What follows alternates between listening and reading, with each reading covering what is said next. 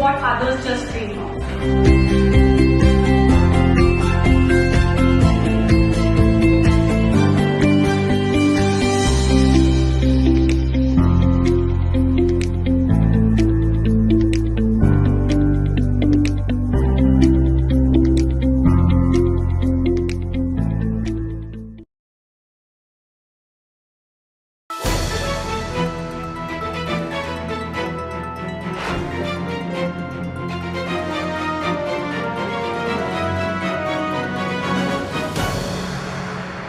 नमस्कार, मैं हूं ज्योति प्रकाश रंगा और आप देखना शुरू कर चुके हैं आरएम न्यूज़ बीकानेर।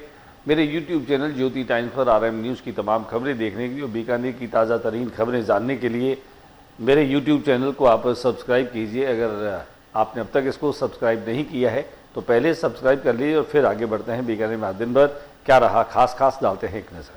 भारत और पाकिस्तान के बीच में सीज फायर की घोषणा शाम को ठीक 5 बजे राष्ट्रपति डोनाल्ड ट्रंप ने भी अपने ट्विटर हैंडल एक्स पर की जानकारी साझा की।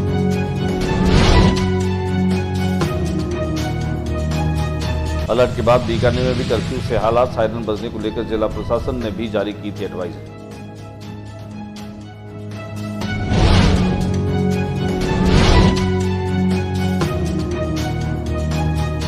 बीकानेर के कालू गांव में देर रात जोरदार विस्फोट हुआ, मिसाइल का खोल मिला।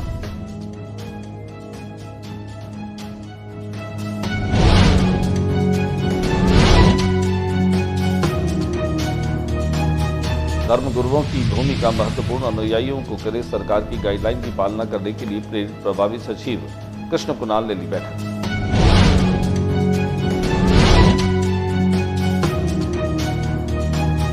सोशल मीडिया पर सैन्य गतिविधियों की जानकारी साझा करना पड़ा महंगा, आरोपी 2 गिरफ्तार।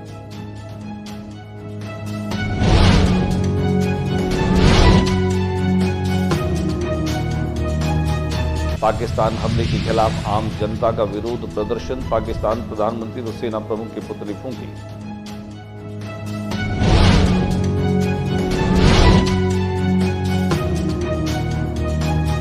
गैस सिलेंडर ब्लास्ट हादसे में घायलों की कुशलक्षेम पूछने पहुंचे पूर्व मंत्री बीडी कल्ला।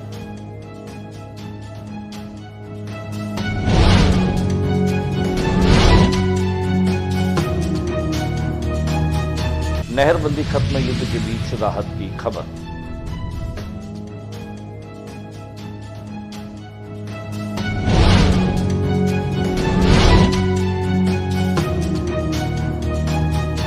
नरसिंह चतुर्दशी 11 मई को नरसिंह मंदिरों में विशेष रूप से तैयारियां की जा रही है।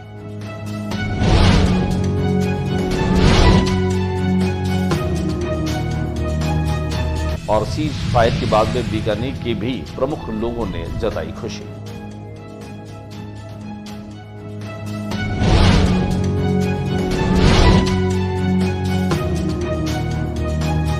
और अब खबरें विस्तार से। भारत पाकिस्तान के बीच में आज 5 बजे सीज फायर की घोषणा की गई। हालांकि अमेरिका के राष्ट्रपति डोनाल्ड ट्रंप ने जो है वह अपने ट्विटर हैंडल एक्स पर भारत और पाकिस्तान की तरफ से युद्ध विराम की और सीज फायर की जो है वह घोषणा की। उन्होंने कमेंट किया और दोनों ही देशों के प्रधानमंत्रियों को उन्होंने एक तरीके से सराहना दी। उन्होंने कहा कि शांति की तरफ दोनों ही देशों के प्रधानमंत्री जो हैं उन्होंने एक सोच समझ करके इस कदम को बढ़ाया है। कुल मिलाकर के उसके बाद में लगातार विदेश मंत्रालय जो है वहाँ से भी प्रेस ब्रीफिंग कर दी गई। हालांकि सीज फायर के बाद में अब लोगों ने थोड़ी राहत की भी सांस ली है। कुल मिलाकर के कहा जा सकता है कि भारत जो है उसने आतंकी अड्डों पर जिस तरीके से टारगेट किया, जिस तरह से पाकिस्तान के आतंकी अड्डों को ध्वस्त किया, इससे भारत ने एक बात पूरे विश्व बिरादरी में पहुंचा दी है कि वह आतंकवाद के खिलाफ अपनी जीरो टॉलरेंस की जो नीति है उससे कहीं पीछे नहीं हटेगा। सीज फायर से पूर्व भी भारत ने अपनी शर्तों पर इस सीज फायर को किया है। देश के प्रधानमंत्री ने भी इस बात को साफ कर दिया कि अगर इस तरह का कोई फिर आतंकी हमला किया जाएगा तो वो आतंकी हमला नहीं, इसे डायरेक्ट वॉर के रूप में समझा जाएगा। कुल मिलाकर के कहा जा सकता है कि भारत पाकिस्तान के बीच जो सीज फायर की घोषणा हुई है उससे आम नागरिकों को राहत मिली है। हालांकि बीकानेर में भी प्रबुद्ध लोगों ने सीज फायर को लेकर के अपनी प्रतिक्रियाएं व्यक्त की है। दिखाते हैं क्या कुछ कहना है इन लोगों का। चीज से ही किसी समस्या का समाधान होता है। ये एक बार फिर सिद्ध हो गया कि अमेरिका की मध्यस्थता में भारत और पाकिस्तान का जो सीज फायर हुआ है, इसलिए इसके ऊपर मैं सभी देशवासियों को बधाई भी देना चाहता हूं। और सबसे बड़ी बधाई तो मैं देश के उन जाबाज सिपाहियों को देना चाहता हूं जिन्होंने ऑपरेशन सिंदूर के तहत आतंकवादियों के जो 9 जगह ठिकानों को टारगेट बनाते उनको ध्वस्त किया, बिना किसी सिविलियन की क्षति के उन्होंने जो कार्य किया वो बहुत ही सराहनीय था। और कहीं इस कार्य को लेकर सब देशवासियों के मन में एक ठंडक से महसूस हुई। पर इस विकट घड़ी में देश का प्रत्येक वर्ग, देश का प्रत्येक इंसान, देश का प्रत्येक नागरिक भारतीय सेना के साथ, भारतीय सरकार के साथ खड़ा था। और इस बार सब लोगों ने ये ठान रखी थी कि चाहे कुछ भी हो जाए, चाहे हमें मरना पड़े, पाकिस्तान को सबक सिखाना ही है। और ये जो हौसला अफजाई किया उसके लिए मैं देशवासियों को धन्यवाद भी देना चाहता हूं। और बीकानेर के जो राजीव यूथ क्लब के अध्यक्ष भाई अनिल कल्ला है, जिन्होंने कोई भी विपत्ति की स्थिति आई है देश पर, राज्य पर, जिले पर, तो जिस तत्परता से, जिस तेजी से वो अपनी युवा टीम 500 युवा टीम को लेकर खड़े हो जाते हैं। इस बार भी उन्होंने 15 तारीख को जो ब्लड डोनेशन शिविर फौजी भाइयों के लिए, देश में जिन लोगों के नुकसान हुआ है उनके लिए जो शिविर का आयोजन किया है वो बहुत ही सराहनीय कदम है, सराहनीय बात है। और मैं उस शिविर के सफल होने की कामना करता हूं। और सभी देशभक्तों, युवाओं से, जो जिनकी मैं पोस्टें भी देखता हूं देशभक्ति के लिए, वो कुछ भी करने के लिए तैयार है, वो ज्यादा से ज्यादा संख्या में पहुंचकर होने वाले 15 तारीख को जो शिविर है ब्लड डोनेशन का, डागा चौक में पहुंचकर इस शिविर को सफल बनावे, ताकि ये ब्लड किसी के काम आ सके। और मैं सभी देशवासियों को एक बार बहुत बहुत धन्यवाद ज्ञापित करना चाहता हूं। सीज फायर से पहले बीती रात कालू गांव में जोरदार विस्फोट हुआ और कालू गांव में इस विस्फोट के साथ ही मिसाइल का एक खोल भी मिला। राजस्थान के बीकानेर जिले के लूणकंस क्षेत्र के कालू गांव में बीती रात एक जोरदार विस्फोट होने के पूरे इलाके में अफरा तफरी मच गई। धमाके की आवाज इतनी तेज थी कि आसपास के गांव के लोग भी जाग गए। घटना के बाद गांव के पास मिसाइल का खोल भी बरामद हुआ। हालांकि इस विस्फोट में किसी प्रकार की जनहानि नहीं हुई। पुलिस और ग्रामीणों की तत्परता, कालू थाने के एसएचओ धर्मवीर सिंह को जैसे इस घटना की सूचना मिली, वे तुरंत मौके पर पहुंचे और जांच शुरू कर दी। उन्होंने घटनास्थल का मुआयना किया और ग्रामीणों से घटना के बारे में जानकारी भी ली। सीज फायर से पूर्व जिला प्रशासन की तरफ से जो प्रयास किए गए उनमें धर्म गुरुओं को भी, उनके अनुयायियों को, खासतौर से सरकारी एडवाइजरी को फॉलो करने की बात की गई।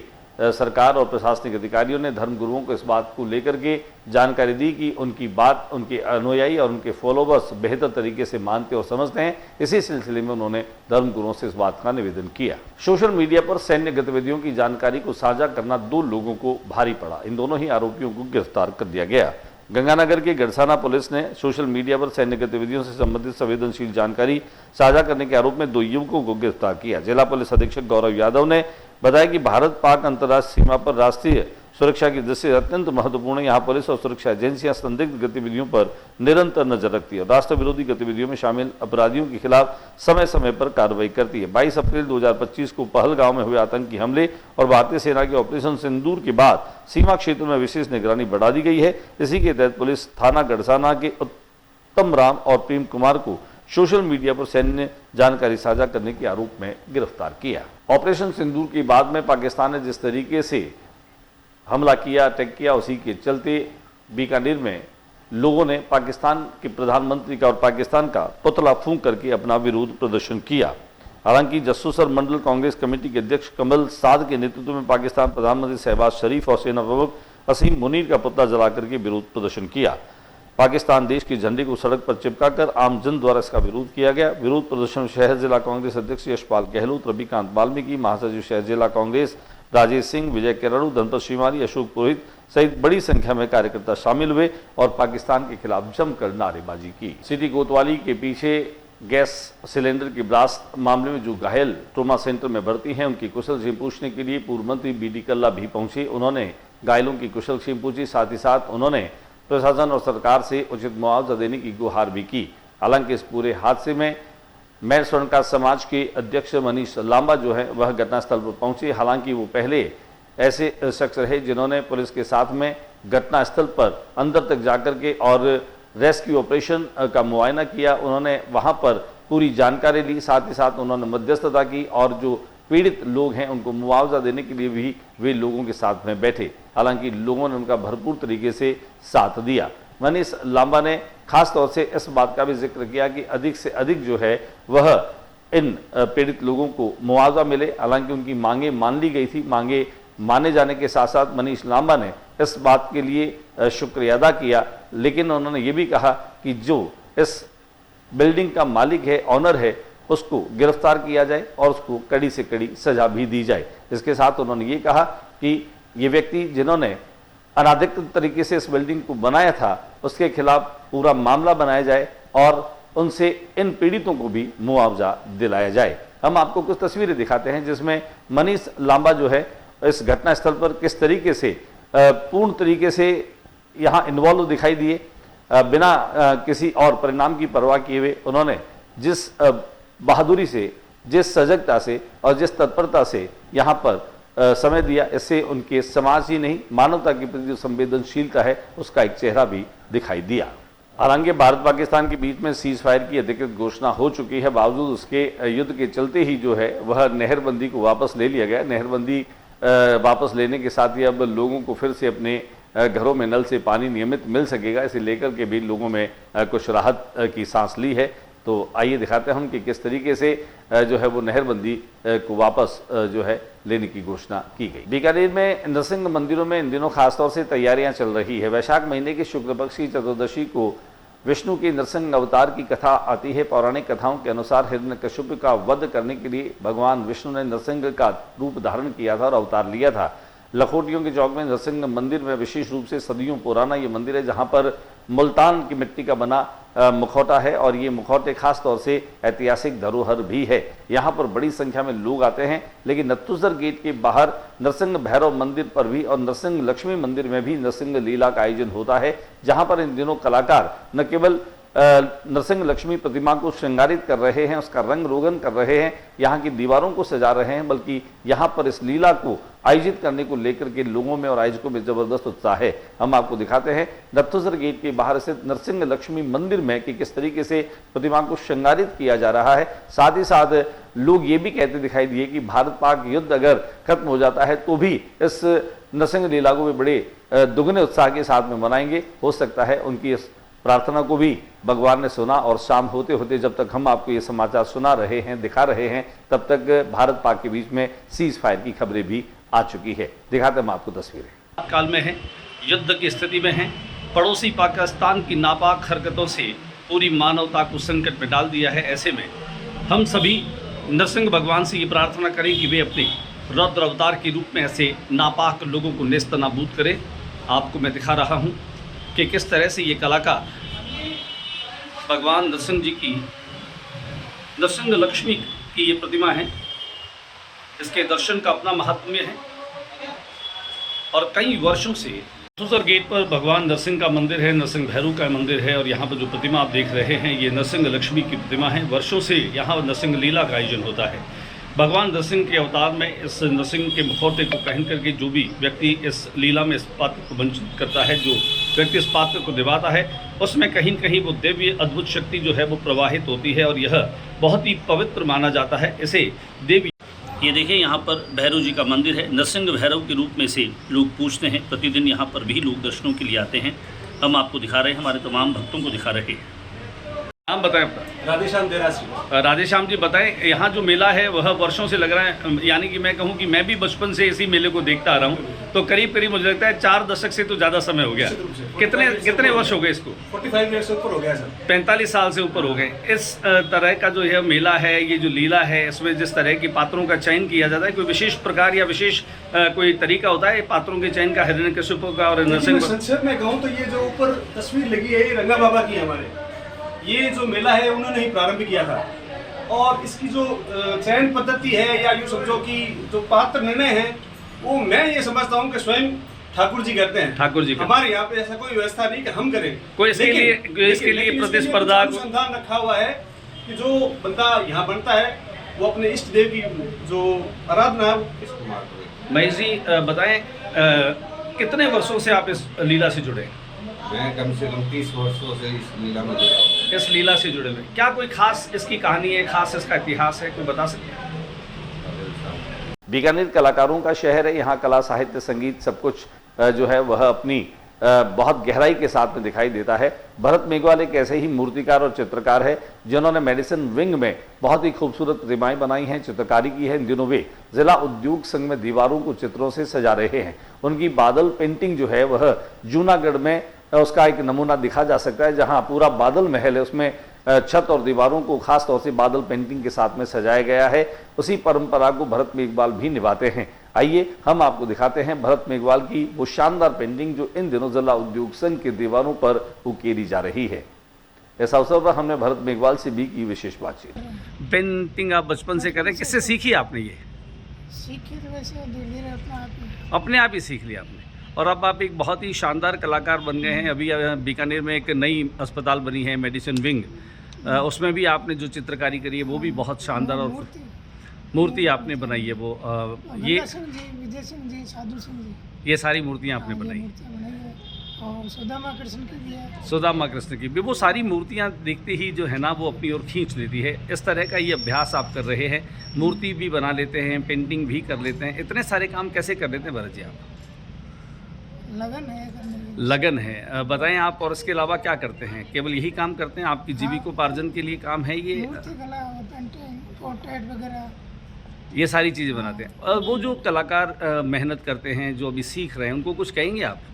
क्या जीवन में इस तरह की कला को सीखने के लिए किसी गुरु की, मेंटर की आवश्यकता होती है? आदमी लगन होनी चाहिए, प्रैक्टिसफुल होनी चाहिए। लगन होनी चाहिए, प्रैक्टिसफुल होनी चाहिए। प्रैक्टिस होगी ना तो आप कहीं नहीं रुकोगे। प्रैक्टिस होगी तो आप, रुकनी नहीं चाहिए। मैं भी अभी तक प्रैक्टिस कर रहा हूँ। आप भी अभी तक प्रैक्टिस करें। वैसे तो देखिए जीवन भर आदमी सीखता रहता है, और ये भरत जी ने बहुत अच्छी बात कही है कि वे भी अभी प्रैक्टिस ही कर रहे हैं। भरत जी आपका बातचीत के लिए बहुत बहुत शुक्रिया। कितने दिन में ये तैयार कर देंगे आप? ये 5 दिन हो गए, 2 दिन हो गए। 5 दिन हो गए, 2 दिन और, मतलब इतनी ये छत को आपको करीब करीब 1 सप्ताह का समय पूरा लग जाएगा। ये जो आप कलर यूज़ करते हैं, ये कलर खत्म हो जाएंगे या पड़े रहेंगे? नहीं, ये आर्टिस्ट कलर है, कैमल कंपनी के। अच्छा, ऑयल कलर है, उड़ेंगे नहीं ये उड़ेंगे नहीं, ऑयल कलर है। ऑयल कलर है ये। बहुत ही धन्यवाद आपका। आज के बुलेटिन में बस इतना ही। अगले बुलेटिन में नई गतिविधियों के साथ समय इसी चैनल पर फिर मुलाकात होगी। न्यूज रूम से ज्योति प्रकाश रंगा को इजाज़त दीजिए, और जाने से पहले मैं बार बार आग्रह करता हूं कि मेरे YouTube चैनल ज्योति टाइम्स को अगर आपने सब्सक्राइब नहीं किया है तो पहले आप सब्सक्राइब कर लीजिए, क्योंकि सेकंड से भी कम समय लगेगा जब आप मेरे चैनल को सब्सक्राइब करेंगे, और उसके बाद मैं आपको निरंतर और बीकानेर की जो ताज़ा तरीन खबरें वो पहुंचाता रहूँगा। नमस्कार।